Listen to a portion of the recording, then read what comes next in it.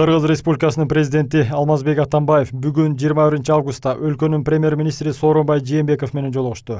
Жолугушуунун жүрүшүндө мамлекет башчысына өкмөт башчысы КСДП партиясы тарабынан өлкөнүн президенти кызматына талапкерлиги көрсөтүлүп, Борбордук шайлоо комиссиясы тарабынан талапкер катары катталгандыгына байланыштуу отставкага кетүү тууралуу чечим кабыл алгандыгы жөнүндө маалымдады. Президент Алмазбек Атамбаев Жээнбековдун отставка тууралуу арызын кабыл алды жана бул кадам анын бийик адамгерчилигинин жана ак ниеттигинин жаңы далили катары эсептээрин белгиледи. Премьер-министр кызматында сизге жүктөлгөн ишенимди толук актадыңыз деп эсептейм. Сиз жетектеген кабинет мен президент болгон мезгилдеги эң жакшы өкмөт болду деп баса белгиледи мамлекет башчысы.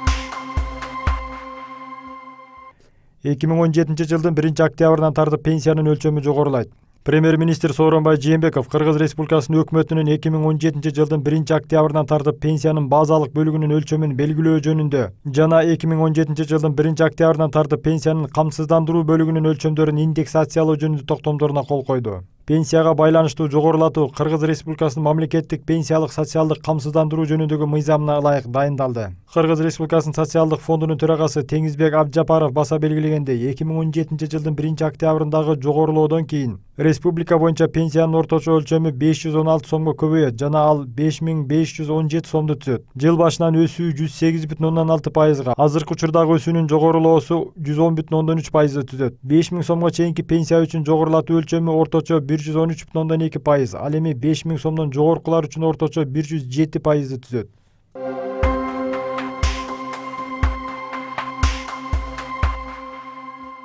Кыргыз-Орусия өнүктүрүү фонду 2017 жылдын 7 айынын ичинде жалпы 246 миллион долларга 761 долбоорду каржылады. Бул тууралуу аталган фонддун башкармалыгынын төрагасы Кубанычбек Кулматов билдирет. Анын айтымында, каржыланган долбоорлордун 26% агрардык тармакка, логистика жана унаа чөйрөсүнө 13%, туризм инфраструктурасына 12%, курулуш тармагына 11%, соода өнөр жайына 9%, кайра иштетүүчү өнөр жайына 8%, байланыш тармагында жана тоо кендерин казып чыгаруу өнөр жайына 2% багытталган. Ошондой эле ал Кыргыз-Орусия өнүктүрүү фондунун насыя алууну жеңилдетүү жана бизнести колдоо максатында 4 кадам жасалганын баса белгиледи.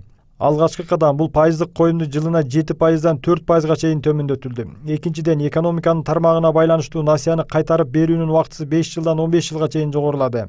Берилген насыядан кайра каржылоо жагы 30%га чейин мүмкүнчүлүгү түзүлдү. Төртүнчү кадам, экономиканын приоритеттүү тармактардын тизмеси кеңейди, деди Кулматов.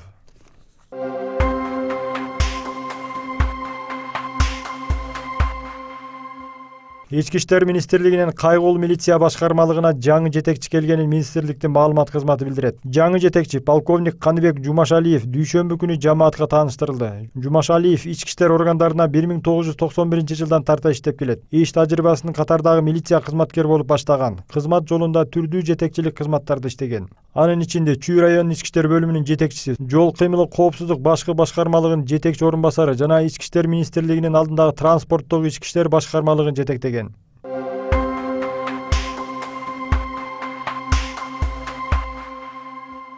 АКШнын Огайо штатынын Синциннати шаарында уюштурулган мастер теннис турниринде испан Гарбин Мугуруса румын Симона Халепти 2-0 эсебинде жеңип алып чемпион болду.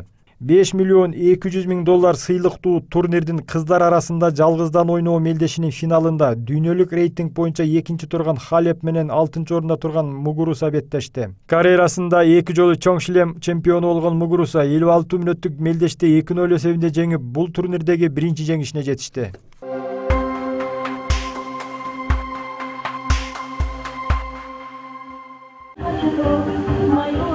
Ош шаары башка калалардан өзгөчө даамдуу самсасы жана ашы менен өзгөчөлөнүп турат. Буга байланыштуу Ош шаардык мэриясы жана Кыргызстан ашпозчуларынын ассоциациясынын уюштуруусу менен калаада эл аралык аш фестивали болуп өттү.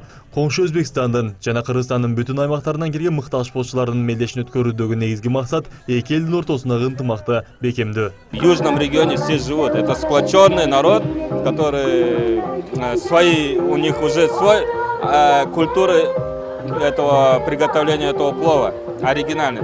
И приехали к нам гости из Узбекистана, они показывают также свой плов. Это обмен опытом, это, можно сказать, дружба народов Азии – это самая главная цель наша. Иш-чаранын ачылуу аземине Ош шаарынын мэри, шаардык кеңештин төрагасы, бир катар мекемелердин жетекчилери жана жай тургундар келип катышып, фестиваль ачык деп жарыяланып, старт берилди.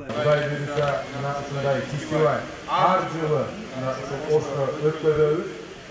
Bunun manisinin özgöçölüğünü ben sizlerge aytpasam dagы sizler жакшы билесиздер. Ошондуктан азыр биз ушул жерде команданы беребиз. Ошол команданы бергенден баштап 30 жагы убактысында дагы мындай бир баа берилеби? Биде кандай болот? 1 saat 20 мүнөттүн ичинде уже пало столдо болуш керек экен. Ошондуктан урматтуу поварлар, даярыңызды алдаста.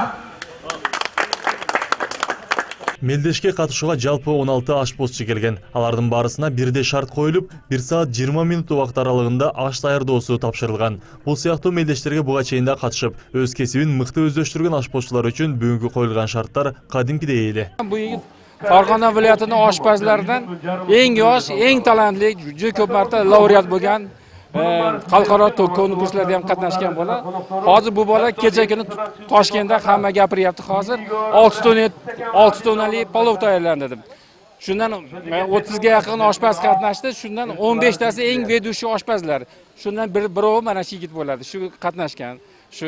Shunaqa juda talantli yigit. Men istardimki bugungi analarimiz keyin ham davom ettirsa, do'stlarimiz bizga ham borsa, xudo xolasa. Аш даяр болууга чейин келген көрүүчүлөр үчүн концерттик программа оюштурулган. Ага шаарыбыздагы ырчы бийчилер чакырылып, өз өнөрлөрүн тартуулап жатышты.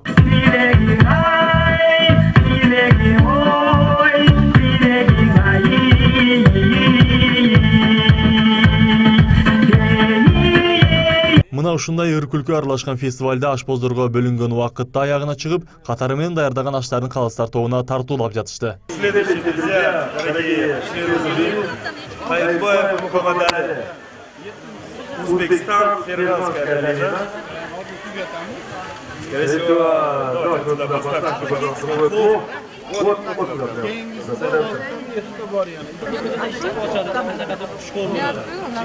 Rizvam как riz? Ар бир ашпозчу калыстар тобуна өздөрүнүн даярдаган ашын алып келип, аны кандай ыкмада, эмнелерди кошуп даярдаганын так түшүндүрүп берип жатышты. Мындан сырткары алардын тамакты жасоодогу тазалыктарына да көңүл бөлүндү. Jüriler bunu hamma tomoniga e'tibor berishdi. Qanday endi e'tibor bergani gigiyenik holati, ya'ni bularda oshpazlarning uniformalari, tozalik va hokazo bular ham inobatga olindi. Bular tayyorlagan palov ta'mi bo'yicha, mazasi bo'yicha eng yuqori ball berildi. Bularda albatta hammasi jürilarga oson bo'lmadi, lekin haqqoniy ballar berildi. Эки улуттун өкүлдөрүнөн түзүлгөн калыстар тобунун узак мөөнөттүү кеңешүүсүнөн кийин жыйынтык угузулуучу кез келди. Мында жеңүүчүлөргө жана активдүү катышкандар үчүн демөөрчүлөр тарабынан ар түрдүү турмуш тиричиликке керектелүүчү буюмдар каралган. Ал эми башкы демөөрчү болгон Изюм Эресте баарынын атынан биринчи орунду ээлеген ашпозчуга Бириккен Араб Эмираттарына жолдонмо берилмекчи. Два первых места Хасанов Хуршид, Андижан.